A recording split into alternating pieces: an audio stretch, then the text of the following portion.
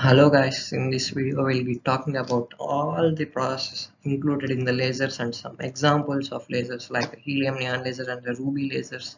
As you have seen from the video title that we'll understand everything about the basic of the laser in the whole video. So without any further ado, let's start.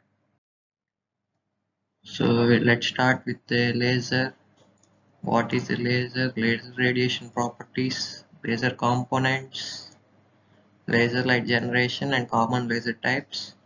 So I have given you some books here to be noted which has some good content about lasers. You can buy them and it's better to learn more. So starting with the full form of the laser, it's light amplification due to stimulated emission of radiation. So we'll divide this full form into three parts. First, looking at what is amplification. Amplification is just a device that strengthens the light waves. If we input a signals of low energy, we will get output of high energy. That's the meaning of an amplifier. So coming to the properties of the laser, we have basically four properties which makes the laser an important role in any other lights. So first property is that the laser radiation is monochromatic. That means we can get a single color of light from the laser.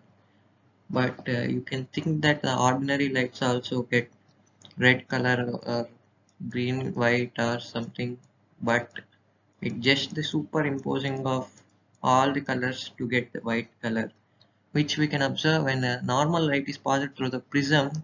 We can see the spectrum of colors coming out of the prism, but in the case of laser we can get only a single color of light. So this is one of the important property that you have to note. So here if you can see the wavelength versus intensity graph, we can observe that laser radiation has a narrow band of wavelengths compared to the other monochromatic lights which has a broad wavelength spectrum. So we can understand that laser is used to produce a nearly monochromatic light. So coming to the second property, the laser radiation is highly directional. So we can get a narrow and high intensity of a beam in a single direction, whereas in other incandescent bulbs we can see that light spread to all the directions. So coming to the third property, laser rays are coherent. So let's understand what's the meaning of the coherence. Looking at this picture, we can see that different light sources, the sunlight, incandescent bulb and a laser light. If you draw a line across the output rays of the light bulbs, we can see that in the sunlight we have varying frequency manners, and in the line we can see that the particles are not equally spaced. The wave particles are not, so that it is non-coherent.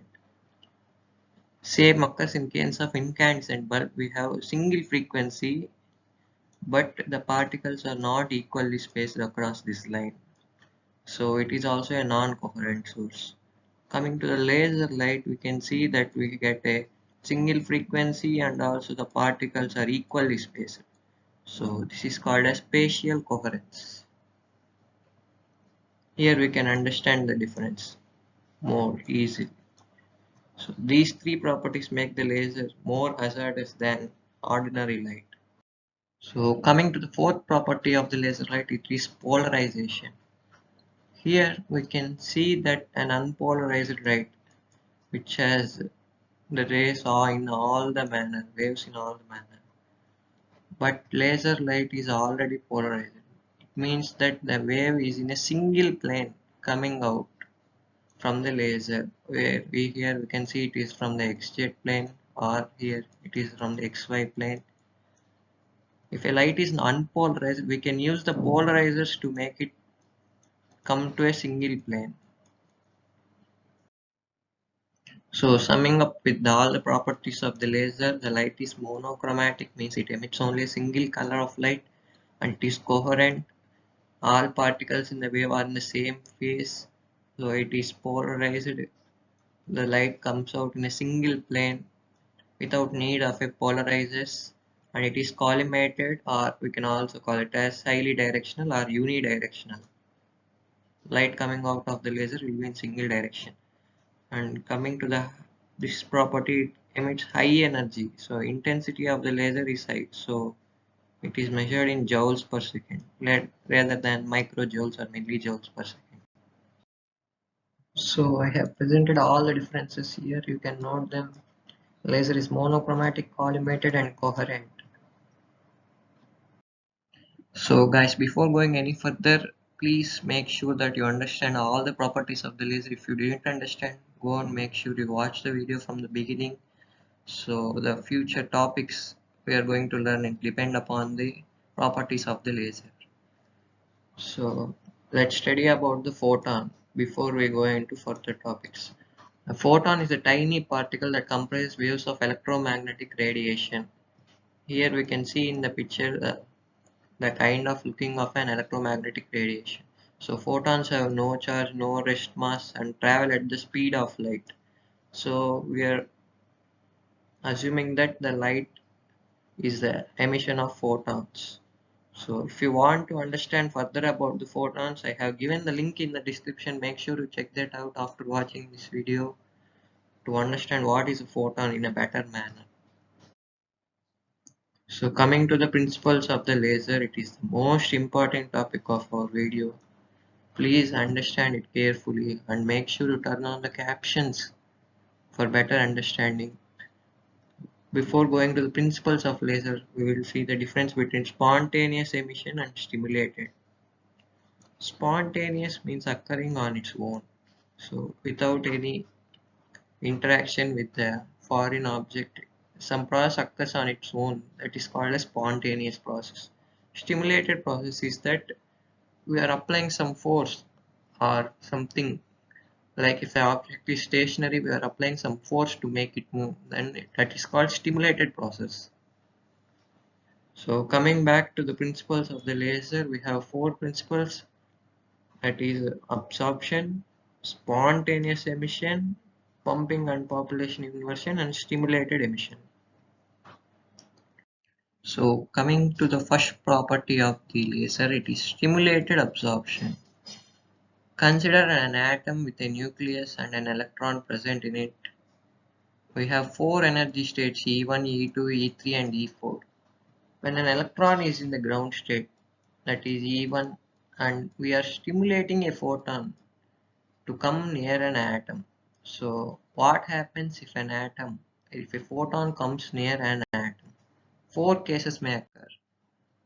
See, consider this as a photon.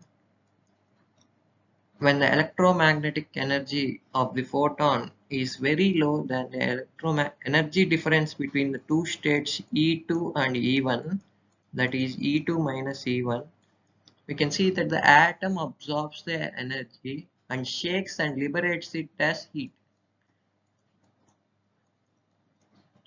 Or else, if the photon is of some other frequency, we can see that it can pass through the middle of an atom.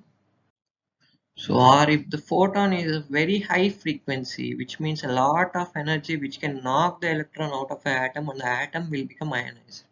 So, we can see this case in the atmosphere at the stratosphere, but the strong UV radiation from the sun can knock can electron from one of the oxygen pair to the next pair. So it becomes unstable. We get two oxygen atoms. The free oxygen atoms collide with the other oxygen molecules to form ozone. Or we can see a destruction process. When the UV light hits the ozone molecules, we can see that the oxygen gets freed from the ozone to form oxygen molecule and an oxygen ion. This molecule can hit another ozone molecule to form two oxygen molecules. So you can see that UV light helps in forming ozone and also breaking the ozone. So coming to the fourth process, if the photon hits the atom, If you have the electromagnetic energy of the photon equals to the E2 minus E1 or greater than the difference of the E2 minus E1, then the electron jumps to the higher energy state. We call it as excited state. So please recap all the 4 steps.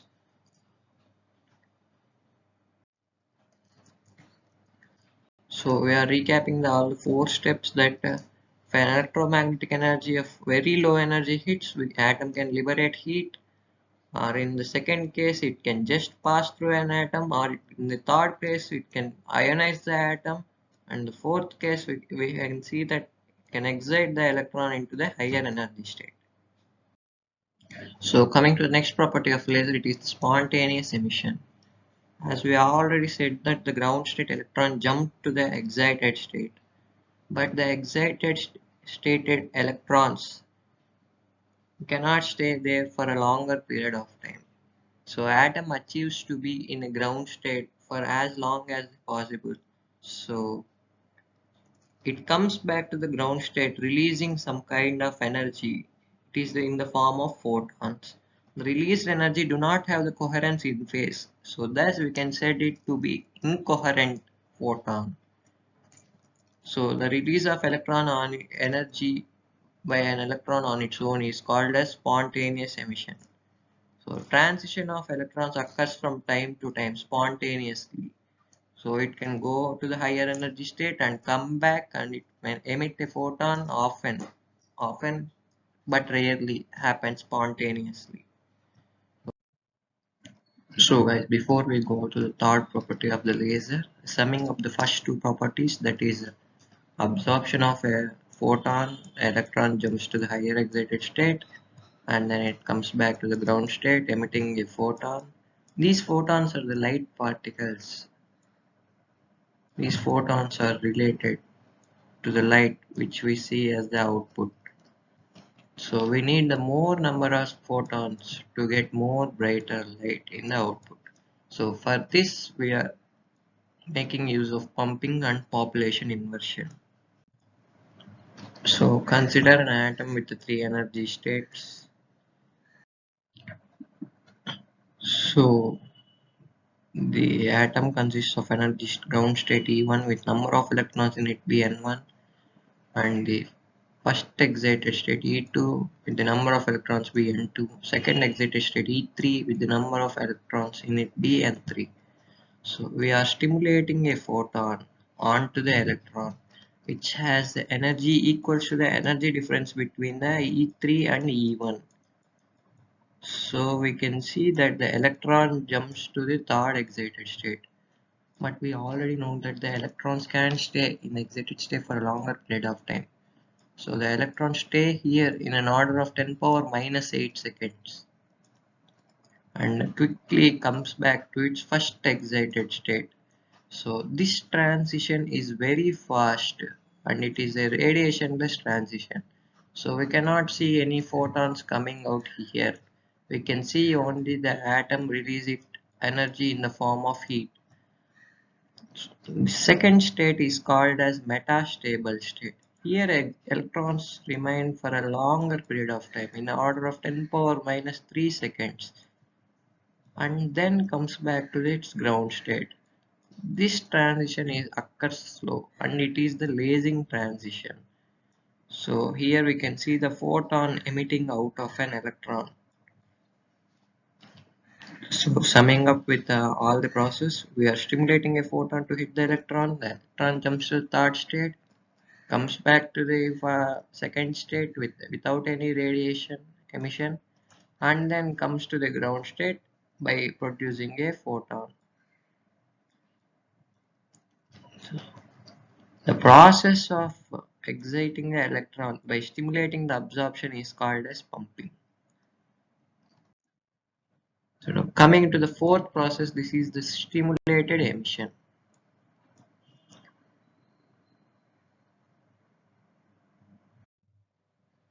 So as we already seen the simulated emission, when the electron is coming back to ground state, it gets hit with a photon, will undergo two photon emission rather than the electron jumping to the higher energy state, since it's not very stable for the electron. So the probability of this occurrence of stimulated emission from second level to the first level is proportional to the energy density of the radiation. So this formula is expressed by Einstein.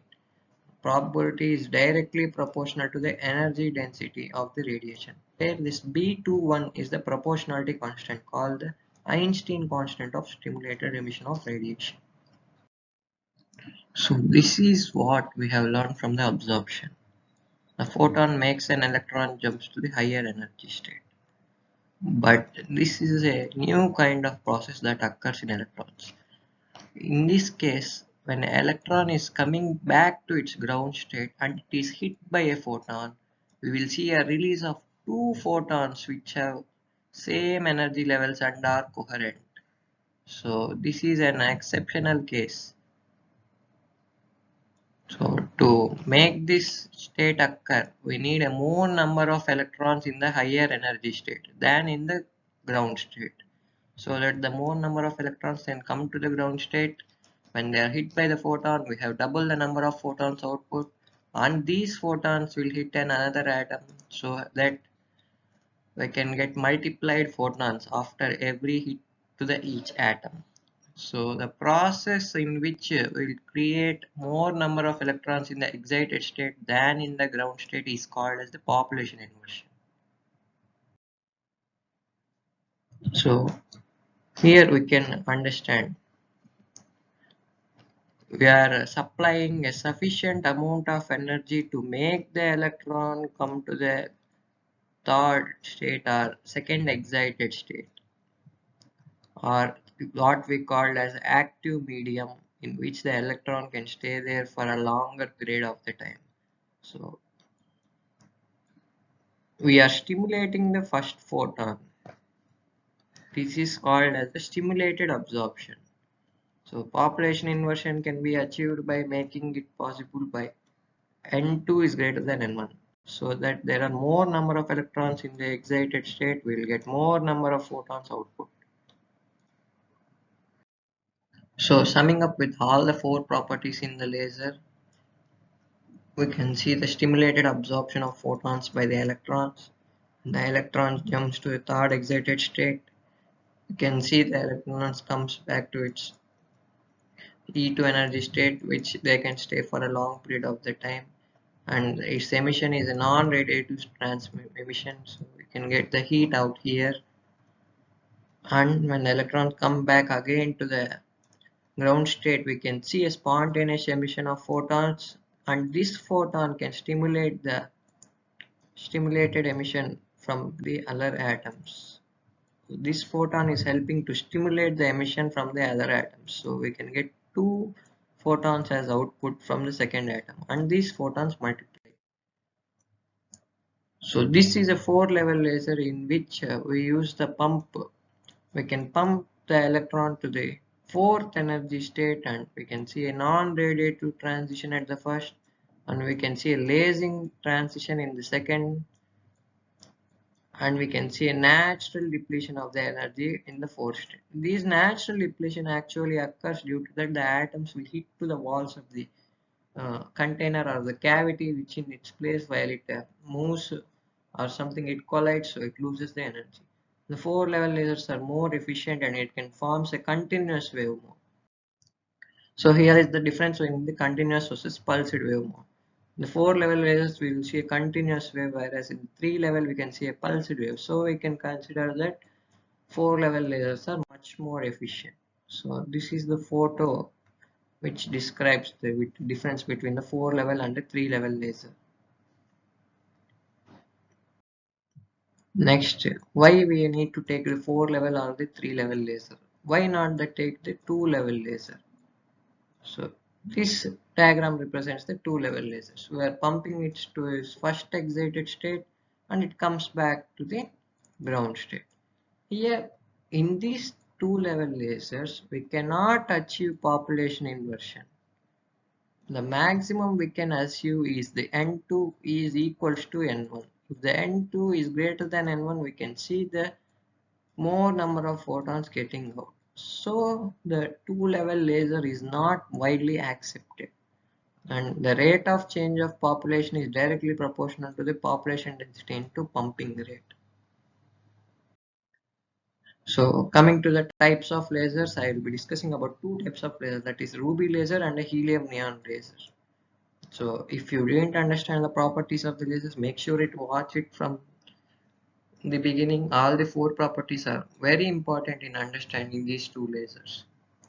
So the ruby laser is invented by this Maiman at a research laboratory, and first laser was constructed from a small ruby ray. It was excited by an intense xenon lamp and emitted a light at around 694.3 nanometer, which lies in the visible region, so that we can watch the laser. So coming to the name of the ruby laser, we can see here a ruby. A ruby crystal is just an aluminium oxide doped with chromium atoms, which gives the ruby a very bright red color. So let's see the components of the first laser. Just understand all the components, basic components. Power supply, a aluminium cylinder, and a 100% reflective mirror at the left and a 95% reflective mirror at the right. I will make sure that you will understand all these components without fail at the end of the video. So quartz flash tube and a ruby crystal. So the main components are these two reflective mirrors, the flash tube and a ruby crystal. The ruby crystal is placed in between the quartz flash tube. You have to understand that. Then coming to its working, you can see that a ruby crystal is placed in between a quartz flash tube. Here it is shown in the form of just a tube. So when a high voltage electricity is passed through the quartz flash tube, it lights up, and these light photons excite the atoms in the ruby crystals to the higher energy levels. And then at some specific energy level, some atoms emit the light particles called photons. At first the photons are emitted in all the direction which move in the randomly out of the tube, and from one atom it can stimulate the emission of photons from the other atoms so that the light intensity rapidly amplifies. So when we place the mirrors at the each end, we can see that the photons will bounce back and forth and continuing the process of stimulation and amplification. So as it is a 95% reflective mirror, some of the photons will escape out after the bouncing back and forth. So this process of emitting out is called as the laser. We can see it more clearly in this picture. This is the laser light, and if you didn't understand it, make sure you rewatch this ruby crystal and ruby laser. And this laser invented by the Maiman is even used in the medical and cosmetic procedure. Even though it is old, it is used in many of these processes since it has some unique properties. So make sure you watch this YouTube video where Maiman himself explains the creation of his laser. And this is the working of a laser in an animated image. See the photons bouncing back and forth and some photons escaping out from this mirror. This activity is going on this place is called as a cavity. So summing up with all the four processes, we can see a fully reflective mirror, partially reflective mirror, and a lasing medium. So first the atoms are in the ground state, and we can see a quartz flash tube flashes the atoms when which electrons excite to the higher energy state. The excited atoms are shown in the purple color. These excited atoms emit photons due to spontaneous emission, and then these photons stimulate the emission of the photons to the other atoms. So this atom is stimulated to emit two photons out. So these photons again excite other atoms, so we'll get spontaneous and stimulated emission, and the photons multiply up. They will bounce back and forth between the mirrors, and at the end the photons come out is the laser beam. So here in this point we can notice that when the photons are bouncing back and forth, when the number of photons emitted each trip exceeds losses, that is the photons emitted out increase, the photons energy decreased due to the collision between the cavity, we can see that the laser is above threshold. That means we can get a full good laser output. So this is the video of the working of the laser. See, the quartz flash tube flashes in intervals which causes the photons to excite, bounce back and forth. We will make use of the power switch to make the quartz flash tube blink at a point. So when it flashes, we can see that there is a population inversion occurring. So we will get more number of photons to come out. So this is the process of working of a RubyLaser.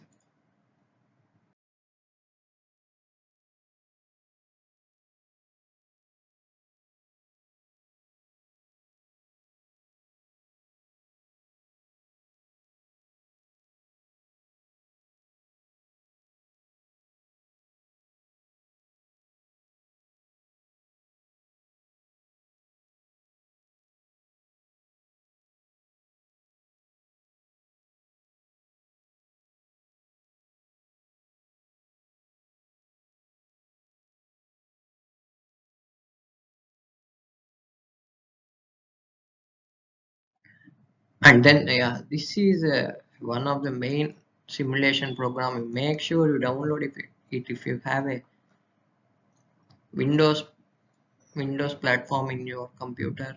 So this is a JavaScript file. I have given this link down in the description, so you can control your laser with this. So this is a very good simulation done by the PHET group. So let's see. So it is a JavaScript file named lasers, and let's start with a one atom laser.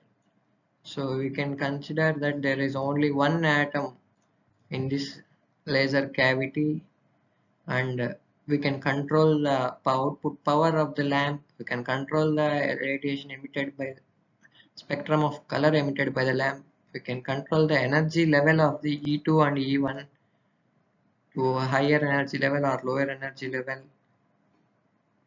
So atom is represented by 1 or 2, then excited atom is represented by 2, photons are emitted with color. We can energy levels, we can adjust to 2 or 3.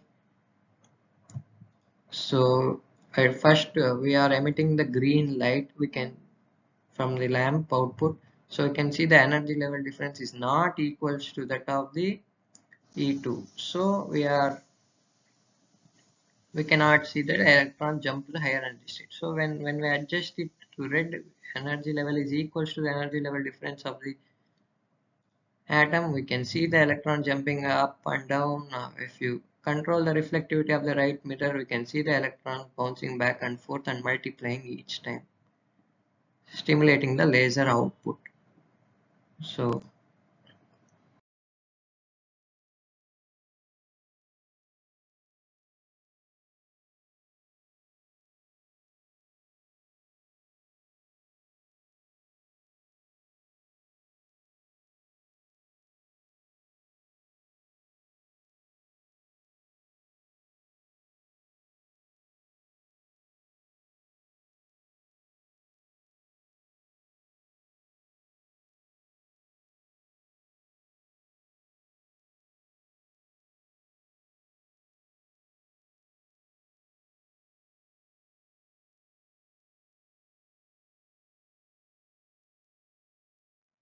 coming to the multiple atoms lasing, we can also have its multiple atom lasing in the same simulation profile. So here we'll turn on the lamp. We can control the energy level differences of third state and second state also. So here energy level of third state is equals to that of the blue light from the lamp. So the electrons dump to the third state and come to the second state and come to the first state. We can even control the lifetime of the electrons. So I have increased the lifetime to maximum in the second state and decreased it to the third state, so that we can see the population inversion, so that the more number of electrons come out from the laser. So these photons bounce back and forth and we can see the laser output. from this video.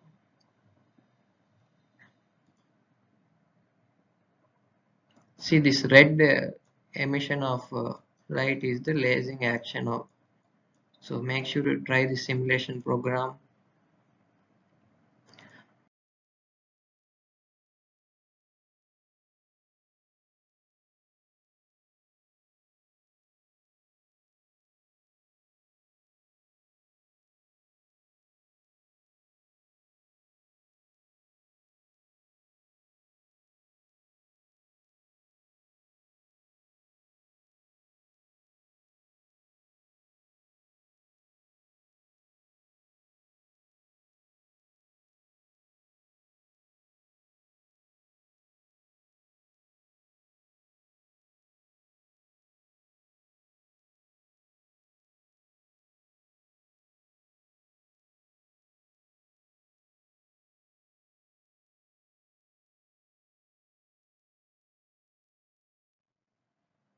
Then we will start with the working of the helium neon laser. Guys, if you didn't understand the Ruby laser, please watch it again so that you can understand it easily. Helium neon laser easily. So coming to the construction, we have 100% reflecting mirror at the left and partially reflecting mirror on the right, as same as the Ruby laser. We can have here a, we are supplying electricity to this cavity rather than using a quartz flash tube as of the Ruby crystal. So this is the tube in which the helium neon mixture is present. So it is present in a 10:1 mixture. So where there are 10 helium atoms, we will have one neon atom in this tube. So when a high voltage electricity is supplied to the ends of the cavity, the electrons present inside the cavity create a plasma through the tube and the electrons try to move to the positive electrode. So on this way, it will hit the helium atoms and excite it to the higher energy states. So when the helium atom undergoes the excitation, so let's continue it from this side. So when one helium atom excites to the energy state equals to 20.61 electron volts by stimulating the absorption of the photon, we can see that the helium atoms move in the way of the electricity and will collide with the neon atoms, and the neon atoms will undergo excitation to 20.66 electron volts. So as the electron stays here for less time, for about 100 nanoseconds, the electrons come to some lower energy state of about 18.7 electron volts. We can see the lasing action in this period. The photons emitted is of about 632.8 nanometers. Then the electrons come to another lower energy state with 16.9 electron volts. This is the radioactive decay. We cannot see any photons emitted from this state. So as the neon atoms move, they will collide with the walls of the tube and they will lose the energy and the electrons come to the ground state. So this state will also not produce any photons. So lasing action occurs at this state. So this is the working of the helium neon lasers. It is fast and easy method that I could have explained you.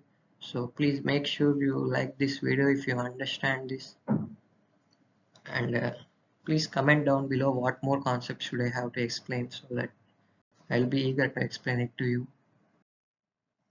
So summing up with the keywords, we have the gain medium or the active medium or the active state, which I have explained you while explaining the properties of the laser.